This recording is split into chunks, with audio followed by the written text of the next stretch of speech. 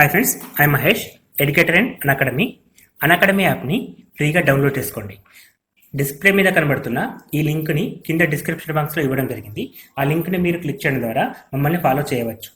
And మేము arithmetics and reasoning నుంచి ప్రతి టాపిక్ పైన షార్ట్కట్స్తో కూడిన ట్రిక్స్ని అప్లోడ్ చేయడం జరుగుతుంది. Hi viewers, TSPSC ASO MPSO online coaching కోసం www.asoonlinecoaching.comని విజిట్ చేయండి. ఈ వెబ్సైట్లో మీకు 150 మార్కుల స్టాటిస్టిక్స్ వీడియోలు, మెటీరియల్ మరియు ఎగ్జామ్స్ అందుబాటులో ఉంచాము. వెబ్ అడ్రస్ కోసం డిస్క్రిప్షన్ బాక్స్ని చూడండి. మా ఛానల్ యొక్క అప్డేట్స్ని పొందాలనుకుంటే సబ్స్క్రైబ్ బటన్ పైన క్లిక్ చేయండి, పక్కనున్న బెల్ ఐకాన్ పైన క్లిక్ చేయండి. చేస్తామండి. అనాలజీలో మనకు బేసిక్గా 3 రకాల క్వశ్చన్స్ ఉంటాయండి. ఫస్ట్ వచ్చేసి నంబర్ టైప్, అంటే నంబర్ల పైన బేస్ చేసుకొని క్వశ్చన్స్ ఉంటాయి. Second one letters or alphabet అని కూడా ఉంటామండి, అంటే మనకి ఏబీసీలు ఉంటాయి ఆల్ఫాబెట్స్, వాటిపైన బేస్ చేసుకొని క్వశ్చన్స్ ఉంటాయి. థర్డ్ టైప్ వచ్చేసి వర్డ్ టైప్ అండి. సో ఈ వర్డ్స్ పైన బేస్ చేసుకుని కూడా క్వశ్చన్స్ ఉంటాయి. ఈ క్వశ్చన్స్ అన్నిటిని మనం అనాలజీలో రెగ్యులర్గా చూస్తూ ఉంటాం. సో ఫస్ట్ మనం నంబర్ టైప్తో స్టార్ట్ చేద్దాం. సో నంబర్ టైప్లో ఒక చిన్న ఎగ్జాంపుల్ తీసుకుంటున్నాను ఇప్పుడు మీకోసం. సో 8:9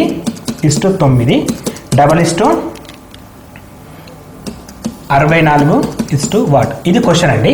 సో ఈ క్వశ్చన్లో మనకు అనాలజీ క్వశ్చన్ అని గుర్తుపట్టడానికి అంటే ఏది ఉపయోగపడుతుందంటే ఈ డబల్ ఇస్ట్ ఉంది, డబల్ నిష్పత్తి ఉంది కదా. ఈ డబల్ ఇస్ట్ ఏం చేస్తుందంటే అనాలజీ క్వశ్చన్ని మనకు ఐడెంటిఫై చేసి చెప్తుంది. సో ఈ డబల్ ఇస్ట్ మీనింగ్ ఏంటంటే దీనికి రైట్ సైడ్ ఉన్న సమరూపత, అంటే ఏ ధర్మం ఫాలో అవుతుందో ఇక్కడ మనకి రిలేషన్షిప్ ఏ విధంగా ఉందో అదే విధంగా రిలేషన్షిప్ ఇక్కడ రావాలి. అంటే ఇక్కడ 8కి 9కి మధ్య ఎటువంటి సంబంధం ఉందో 64కు నెక్స్ట్ మనకు కావాల్సిన నెంబర్కి అదే సంబంధాన్ని తెలుసుకోవాల్సి వస్తుంది. అండ్ ఇక్కడ మనకి అనాలజీ మట్టుకు మాత్రం ఆప్షన్స్ అనేవి చాలా ఇంపార్టెంట్ అండి. ఆప్షన్స్ని బట్టి ఆన్సర్స్ మారుతాయి. ఫర్ ఎగ్జాంపుల్ ఇట్లా చూద్దామండి ఒకసారి. ఫర్ ఎగ్జాంపుల్ ఇక్కడ 8, 9 ఉంది. సో 8 నుంచి 9 ఎట్లా వస్తుంది? +1 చేస్తే 8 నుంచి 9 వస్తుంది. సో అదే ధర్మం ప్రకారం 64కు +1 చేస్తే ఏమొస్తుంది? 65 వస్తుంది. సో ఇది ఆన్సర్ అని చెప్పొచ్చు మనకి. ఇది ఒక ఆన్సర్ కరెక్టేనండి. సో ఆన్సర్లో ఆప్షన్స్లో మనకి 65 లేనప్పుడు ఎట్లా అనేది కూడా మనకి కావాల్సిన విషయం. సో ఇక్కడ ఈ నంబర్స్ అన్ని కూడా కొంచెం స్పెషల్ నంబర్స్ అండి. సో 8ని చూసినప్పుడు మనకి 2³ అని గుర్తుకొస్తుంది. అదేవిధంగా 9ని తీస్తే 3² అని గుర్తుకొస్తుంది. సో ఇక్కడ 8, 9, 64 కూడా ఒక స్పెషల్ నెంబరే. సో ఇక్కడ మనకి నంబర్స్లో రిలేషన్షిప్ ఎట్లా ఉంది చూడండి ఒకసారి. 2³ అంటే ఒక నంబర్కి క్యూబ్, తర్వాత వెంటనే 3 వస్తుంది, 3² అంటే ఒక నంబర్కి క్యూబ్, దాని తర్వాత వచ్చే నెంబర్కి స్క్వేర్లో మనకి ఫస్ట్ రిలేషన్షిప్ కనబడుతుంది. అదేవిధంగా 64ని మనం 4³ అని రాయొచ్చు, 4³ అని రాయొచ్చు. ఎందుకంటే 4³ = 64 అవుతుంది. 64 తర్వాత 4³ కదా, 4 తర్వాత మనకి వచ్చాయి. ఇప్పుడు 2 తర్వాత 3 వస్తుంది. అదేవిధంగా 4 తర్వాత మనకి 5 వస్తుంది. ఇక్కడ క్యూబ్ చేసినాం, ఇక్కడ స్క్వేర్ చేసినాం. ఇక్కడ క్యూబ్ చేస్తే ఇక్కడ ఏం చేయాలి? స్క్వేర్ చేయాలి. సో 5² ఎంత? 25. మరి 25 కూడా ఆన్సర్ కరెక్టేనండి. ఇప్పుడు చూసామా, 2 రకాల ఆన్సర్స్ కరెక్టే. 65 కరెక్టే, అదేవిధంగా 25 కరెక్టే. ఈ విధంగా చాలా లాజిక్స్ ప్రకారం చాలా ఆన్సర్స్ వస్తాయండి మనకి. కానీ మనం ఎప్పుడైనా సరే ఒక సీక్వెన్స్ని ఫాలో అవుతాం. నంబర్ సిరీస్లో ఇదే సీక్వెన్స్ ఫాలో అవుతాం. ఎట్ ద సేమ్ టైం అనాలజీలో కూడా అదే సిరీస్ ఫాలో అవుతాం. At the same time odd man out విభిన్న పరీక్షలో కూడా అటువంటి సీక్వెన్స్ని మనం ఫాలో అవుతాం. ఆ సీక్వెన్స్ ఏంటంటే ఫస్ట్ ప్రియారిటీ మనం దేనికి ఇవ్వాలి? ఇక్కడ అడిషన్ చేసినాం, ఇక్కడేమో క్యూబ్స్ అండ్ స్క్వేర్స్లో ఉంది, దేనికి ప్రియారిటీ ఇవ్వాలి? సో ఆన్సర్ దీన్ని మనం ఈ 2 సపోజ్ ఒకటే క్వశ్చన్కి 2 ఆన్సర్స్ కూడా ఇచ్చినప్పుడు మనం దేన్ని తీసుకోవాల్సి వస్తుందంటే 25 తీసుకోవాలి. ఎందుకంటే హైయెస్ట్ ప్రియారిటీ అనేది ఫస్ట్ క్యూబ్ ఉంటుంది. దేనికంటే అడిషన్ కంటే ఎక్కువ ప్రియారిటీ స్క్వేర్కి క్యూబ్కి ఇవ్వాల్సి వస్తుంది. సో అట్లా మనం బేస్ చేసుకుంటే ఫస్ట్ ప్రియారిటీ వచ్చేసి మనం ప్రైమ్ నెంబర్స్కి ఇస్తామండి. ప్రైమ్ నెంబర్స్కి ప్రియారిటీ ఇస్తాం. దాని తర్వాత క్యూబ్స్, దాని తర్వాత స్క్వేర్స్కి ఇస్తామండి. నెక్స్ట్ వచ్చేసి డివిజన్ ఉంటుంది, నెక్స్ట్ మల్టిప్లికేషన్ ఉంటుంది, తర్వాత సబ్స్ట్రాక్షన్ ఉంటుంది, లాస్ట్కి వచ్చేసరికి అడిషన్ ఉంటుంది. అంటే మనకి ప్రియారిటీ చూడండి, ఫస్ట్ మనం ప్రైమ్ నెంబర్ నుంచి మొదలు పెడితే ప్రైమ్ తర్వాత క్యూబ్ తర్వాత స్క్వేర్ తర్వాత division, multiplication, subtraction, addition. So ఇక్కడ మనం +1 అనేది అడిషన్ టైప్ అండి. సో అడిషన్ టైప్ అనేది లాస్ట్ ప్రియారిటీ. అండ్ ఇక్కడ క్యూబులు కావచ్చు, స్క్వేర్లు కావచ్చు, హయ్యర్ దెన్ అడిషన్ ప్రియారిటీ. కాబట్టి మనం ఇక్కడ ఆన్సర్ అనేది 25 అని మార్క్ చేయాల్సి వస్తుంది. ఈవెన్ దో ఇప్పుడు ఒకవేళ 25 అక్కడ ఆప్షన్లో లేదనుకోండి, అప్పుడు 65 కరెక్టే. కానీ ఆప్షన్లో 25 ఉన్నప్పుడు మాత్రం మనం 65ని టిక్ చేయొద్దు.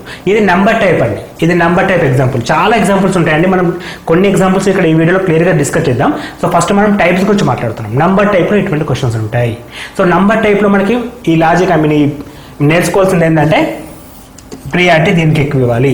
సో ప్రైమ్ నుంచి మొదలు పెడితే సీక్వెన్స్ ఇట్లా కిందికి డౌన్ అవుతూ ఉంటుంది. So highest priority goes to prime number, తర్వాత క్యూబ్ స్క్వేర్స్ అట్లా ఉంటుంది. ఇది మనకి ప్రైమ్ నంబర్స్. సో అంటే నంబర్ టైప్స్ అండి. సో నంబర్ టైప్ అయిన అడిగే క్వశ్చన్స్ ఇట్లా ఉంటాయి. దీని తర్వాత లెటర్ టైప్ అండి. లెటర్ టైప్ అంటాము లేదా ఆల్ఫాబెట్ టైప్ అని కూడా అనొచ్చు మనం. ఆల్ఫాబెట్స్ అంటే మనం ఏమంటాం, ఏబీసీ అని మనం ఆల్ఫాబెట్స్ అంటాం. లెటర్స్ అంటే కూడా అవేనండి. సో అక్కడ మనకి ఎట్లా క్వశ్చన్స్ అడగడానికి ఛాన్స్ ఉందో ఒక ఎగ్జాంపుల్ తోటి మనం క్లియర్గా డిస్కస్ చేద్దాం. సో ఇక్కడ మనకు ఒక ఎగ్జాంపుల్ తీసుకుంటున్నాను. B:C. డబల్ ఇస్టో కనబడేదంటే ఇది అనాలజీ క్వశ్చన్ అండి. G:7 G:what అనే క్వశ్చన్ ఉందండి. సో ఇప్పుడు ఈ క్వశ్చన్ ఏ విధంగా చేయాలి. సో బీకి అంటే మన అనాలజీలో టైప్ ఏంటి, ఫస్ట్ ఆఫ్ ఆల్ ఇక్కడ ఉన్న రిలేషన్ రైట్ సైడ్ ఉన్న రిలేషన్ లెఫ్ట్ సైడ్ ఫాలో కావాలి. అంటే మనకి ఇక్కడ ఏ రిలేషన్ ఉందో ఇక్కడ కూడా అదే రిలేషన్ ఫాలో కావాలి. ఇది అనాలజీ టైప్ అండి. సో ఇక్కడ మనం ఆ రూల్ ప్రకారం చేయాలంటే బి నుండి సి అనేది ఎట్లా వస్తుంది. సో బీకి సికి మధ్య రిలేషన్ ఏంటి. జనరల్గా మనం ఏం చెప్తాం, బి తర్వాత సి వస్తుంది కాబట్టి బి తర్వాత సి అంటే ఈ నెంబర్కి ఈ లెటర్కి +1 యాడ్ చేసాం. అదేవిధంగా జీ తర్వాత ఏమొస్తుందండి, హెచ్ వస్తుంది. సో మనం ఆన్సర్ హెచ్ అని చెప్పి తీసుకోవచ్చు ఆప్షన్లో హెచ్ ఉన్నప్పుడు.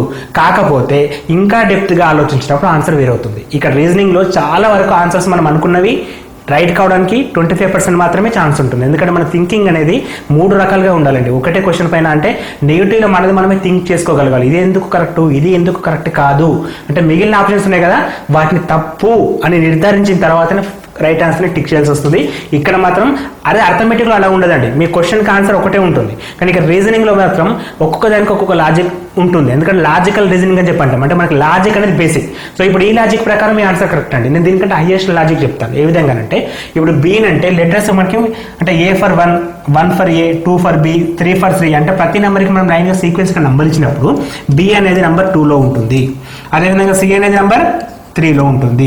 ఓకే, జీ అనేది నెంబర్ 7లో ఉంటుంది. సో ఇప్పుడు దాని తర్వాత వచ్చే నెంబర్ 8 అది హెచ్చే కదా అని చెప్పి అనుకోవచ్చు. కానీ మనం కొంచెం జాగ్రత్తగా గమనిస్తే 2 అనేది ప్రైమ్ నెంబర్ అండి, 3 అనేది కూడా ప్రైమ్ నెంబర్. ఇవి ఏ నెంబర్స్, ఇవి ప్రైమ్ నెంబర్స్. అవి కూడా కన్సిక్యూటివ్ అంటే సీక్వెన్స్ ప్రైమ్ నెంబర్స్ అంటే ఒకదాని తర్వాత వచ్చే ప్రైమ్ నెంబర్. 7 అనేది ప్రైమ్ నెంబర్. 7 తర్వాత వచ్చే నెంబర్ ఏంటండి, 8 ప్రైమ్ నెంబర్ కాదు, 9 ప్రైమ్ నెంబర్ కాదు, 10 ప్రైమ్ నెంబర్ కాదు, 11 అనేది ప్రైమ్ నెంబర్. అంటే 7 తర్వాత మనకి ఏమొస్తుంది, 11 వస్తుంది. మరి 11th ప్లేస్లో మనకి ఏముంటుంది, IJK, కే అనే లెటర్ ఉంటుంది. సో మనకి 11th ప్లేస్లో కే అనే లెటర్ ఉంటుంది. సో ఆన్సర్ అనేది ఇప్పుడు కే అనేది కరెక్ట్. ఈ రెండు ఇచ్చినప్పుడు మనం ఏం టిక్ చేయాలి, కంపల్సరీగా కేని టిక్ చేయాల్సి వస్తుంది. ఒకవేళ కే లేకపోతే ఆన్సర్ హెచ్చే కరెక్ట్. అట్లా మనం జాగ్రత్తగా నిర్ణయం తీసుకోవాలి. ఇక్కడ కూడా మళ్ళీ మనం ఏ లాజిక్ వాడుతున్నాం, ప్రియారిటీ అనేది ప్రైమ్ నెంబర్ నుంచి మొదలు పెడితే ప్రైమ్ నెంబరు, క్యూబు, స్క్వేరు అదే లాజిక్ ఫాలో అవుతున్నాం. సో ఇక్కడ కూడా అదే లాజిక్ మనం ఫాలో కావాలి. ఇక్కడ మనకి హైయెస్ట్ ప్రియారిటీ మళ్ళీ ప్రైమ్ నెంబర్కి ఉంటుంది. అంటే మనకి సీక్వెన్స్ మారదు, ఆ ప్రియారిటీ సీక్వెన్స్ అనేది ఎప్పుడు సేమ్గానే ఉంటుంది. కాకపోతే ఒక్కొక్క దానిలో ఒక్కొక్కటి అడుగుతూ ఉంటాడు. ఈసారికి మనకి నంబర్స్లో లెటర్స్ అడిగాడు. లెటర్స్లో మనకి ప్రైమ్ నెంబర్స్ పైన క్వశ్చన్స్ ఉన్నాయి. నెక్స్ట్ చాలా ఇంపార్టెంట్ అండ్ చాలా క్రిటికల్ అని చెప్పొచ్చండి. కష్టతరమైన క్వశ్చన్స్ ఏంటంటే వర్డ్ టైప్ అండి. ఎందుకంటే ఈ రెండింటికి స్పెషల్గా వేరే నాలెడ్జ్ అవసరం లేదు. కాకపోతే ఈ వర్డ్ టైప్ క్వశ్చన్స్ చేయాలంటే మాత్రం మనకి ఎక్స్ట్రా నాలెడ్జ్ అవసరం ఉంటుంది. సో ఎక్స్ట్రా నాలెడ్జ్ ఉన్నప్పుడు మాత్రమే వర్డ్ టైప్ క్వశ్చన్ అంటే మనం జిఎస్ పైన, కరెంట్ అఫైర్స్ కాదు, జనరల్ స్టడీస్ పైన, జీకే పైన చాలా గ్రిప్ ఉండాలండి వర్డ్ టైప్ క్వశ్చన్ చేయాలంటే. సో ఇక్కడ మనకి ఫస్ట్ 2 క్వశ్చన్స్ ప్రాబ్లం చాలా వరకు తక్కువ ఉంటుంది. కానీ థర్డ్ టైప్ క్వశ్చన్స్ అందుకే రీజనింగ్ చాలా టఫ్ అండి. అర్థమెటిక్ తోటి కంపేర్ చేస్తే రీజనింగ్ చాలా టఫ్. అర్థమెటిక్స్ ఏంటంటే ప్రాబ్లం ఏంటి, అర్థమైందా, ఫార్ములా ఏంటి, చేసినామా. కానీ ఇక్కడ అట్లా కాదండి. బయట విషయాలపైన గ్రిప్ ఉండాలి. సేమ్ టైం పక్క ఆన్సర్ తప్పు అనడానికి ఒక లాజిక్ ఉండాలి, మన ఆన్సర్ కరెక్ట్ అనికి ఒక లాజిక్ ఉండాలి. అందుకే దీన్ని లాజికల్ రీజనింగ్ అంటాం. ఇటువంటి లాజికల్ రీజనింగ్ మీకు పర్ఫెక్ట్గా ఉండాలంటే సుడోకోస్ లాంటివి డైలీ ఫిల్ చేస్తూ ఉండండి. అవి చేయడం ద్వారా ఏంటంటే మనకు అనాలజీ పవర్ పెరుగుతుంది. ఇది నా అడ్వైజ్ అండి. సో ఇప్పుడు మనం వర్డ్ టైప్లో ఎగ్జాంపుల్ ఏ విధంగా ఉందో చూద్దాం. సో వర్డ్ టైప్లో ఒక ఎగ్జాంపుల్ తీసుకుంటున్నాను, కబడ్డీ. సో మన అందరికీ కబడ్డీ అంటే తెలుసండి. కబడ్డీ =7 అని ఇచ్చాను. బాస్కెట్ బాల్ అని తీసుకుంటున్నాను. బాస్కెట్ బాల్ అయితే ఇప్పుడు ఏంటని అడుగుతున్నాను క్వశ్చన్. సో కబడ్డీకి 7కి రిలేషన్ ఏముందో బాస్కెట్ బాల్కు ఇంకో నెంబర్కి ఆ రిలేషన్ ఉంటుంది. ఆ రిలేషన్ ఏంటని అడుగుతున్నాను. ఇక్కడ మీకోసం ఆప్షన్స్ కూడా నేను ఇస్తున్నానండి. ఆప్షన్స్ వచ్చేసి 5, 6, 7 అండ్ 9. 5, 6, 7, 9 అనే ఆప్షన్స్ మీకు ఇచ్చాను. సో ఇప్పుడు ఈ ఆప్షన్స్ని బేస్ చేసుకుని ఆన్సర్ చెప్పడానికి ట్రై చేద్దాం. సో కబడ్డీకి 7కి రిలేషన్, అదేవిధంగా బాస్కెట్ బాల్కి ఇంకో నెంబర్కి రిలేషన్ ఏంటనే క్వశ్చన్ ఉంది. సో ఒకసారి గమనిస్తే కబడ్డీ బాస్కెట్బాల్ ఎట్లా వచ్చినాయి క్వశ్చన్స్కి? సో కబడ్డీ అంటే 1 2 3 4 5 6 7 మొత్తం 7 లెటర్స్ ఉన్నాయి. ఆ 7 ఇక్కడ రాశాడు అనుకుందాం. అదేవిధంగా బాస్కెట్బాల్లో 1 2 3 4 5 6 7 8 9 10 లెటర్స్లో మనకి ఇక్కడ 10 రావాలి. కానీ అక్కడ 10 ఆన్సర్ ఉందా? ఆప్షన్లో మనకి ఎటువంటి 10 ఆన్సర్ లేదు. సో అక్కడ మనం 10 ఆన్సర్ లేనప్పుడు మన అనాలజీ తప్పు ఉందన్నమాట. సో మరి కరెక్ట్ అనాలజీ ఏ విధంగా ఉంటుందని ఇంకొంచెం డెప్త్గా ఆలోచించాలి. అందుకే నేను చెప్పాను రీజనింగ్లో అనాలజీలో వర్డ్ అనాలజీ చాలా టఫ్ అండి. సో మనకు కొంచెం ఇంటర్నల్గా చాలా డెప్త్ ఉన్నప్పుడు, సబ్జెక్ట్ పైన డెప్త్ ఉన్నప్పుడు, కబడ్డీ అనే ఆటలో మొత్తం ప్లేయర్స్ ఎంతమంది ఉంటారు? 7 మెంబర్స్ ఉంటారు. ఈ విషయం మనకు తెలియదు. ఫస్ట్ ఆఫ్ ఆల్ కబడ్డీ అనే ఆటలో మనకు కోర్టులో ఎంతమంది కనబడతారంటే 7 ప్లేయర్స్ కనబడతారు. ఒక టీంలో ఒక 7 ప్లేయర్స్ ఉంటారు. అదేవిధంగా బాస్కెట్బాల్లో ఎంతమంది ఉంటారు? ఇక్కడ చూడండి, ఇప్పుడు ఎంత టఫ్ క్వశ్చన్ అయిపోయిందో. బాస్కెట్బాల్లో ఎంతమంది ఉంటారంటే చాలా కష్టం. చాలా మందికి, ఎందుకంటే మన కంట్రీ నుంచి బాస్కెట్బాల్ ఆడడం కాబట్టి బాస్కెట్బాల్ ఎంతమంది ఉంటారంటే చాలా కష్టం. కానీ ఈ విషయం కూడా మనకి గ్రిప్ ఉండాలి. అదేవిధంగా ఈ క్వశ్చన్స్ చేసేటప్పుడు దేశాలు, వాటి రాజధానులు, వాటి కరెన్సీలు, ప్రముఖ ప్లేసులు, అవి ఉండే ఏరియాస్ ఏంటి, అంటే ఏ కంట్రీలో ఏ ప్లేస్ ఉంది. సో ఇప్పుడు మనకు WHO ఉంది, అది ఏ కంట్రీలో ఉంది, ఏ ప్లేస్లో ఉంది, అటువంటి క్వశ్చన్స్. అండ్ సపోజ్ ఒక మంత్రి తీసుకుంటే ఏ శాఖకు చెందినవాడు అంటే చూడండి, ఇప్పుడు జిఎస్ పైన ఎంత గ్రిప్ ఉండాలో మీకు అర్థమవుతుంది. ఇప్పుడు జిఎస్ మీద గ్రిప్ ఉన్నప్పుడు వర్డ్ అనాలజీ చేస్తాం. ఈ రీజనింగ్లో టఫ్ టాపిక్ ఇది కాదనడానికి ఒక ఎగ్జాంపుల్ చెప్పండి. ఇప్పుడు సో వర్డ్ టైప్ అనేది చాలా టఫ్, ఎందుకంటే మనకి జిఎస్ పైన పూర్తి గ్రిప్ ఉంటే మాత్రమే కరెక్ట్ ఆన్సర్ చేయగలుగుతాం. అట్ ద సేమ్ టైం అన్ని రకాల అంశాలపైన గ్రిప్ ఉండాలి. ఇక్కడ బాస్కెట్బాల్లో మనకి ఆడే ప్లేయర్స్ ఎంతమంది అంటే 5 ప్లేయర్స్ ఉంటారండి. ఇది మీరు గుర్తుంచుకోండి. సో బాస్కెట్బాల్ ఎంతమంది ఉంటారు? 5 ప్లేయర్స్ ఉంటారు. అదేవిధంగా బేస్బాల్ అని కూడా ఇవ్వచ్చు ఇదే ప్లేస్లో. మనకి క్రికెట్ అంటే 11 అని పెట్టేస్తాం మనం. క్రికెట్ అంటే మనం 11 అని పెడతాం. కాకపోతే బేస్బాల్ అనే గేమ్ ఉంటుందండి. సో బేస్బాల్లో ఎంతమంది ఉంటారు? బేస్బాల్లో మనకి 9 మంది ఉంటారండి. బేస్బాల్లో మనకి 9 మంది ప్లేయర్స్ ఉంటారు. సో ఇక్కడ ఎంత టైప్ అంటే టఫ్ క్వశ్చన్స్ అర్థం చేసుకోండి.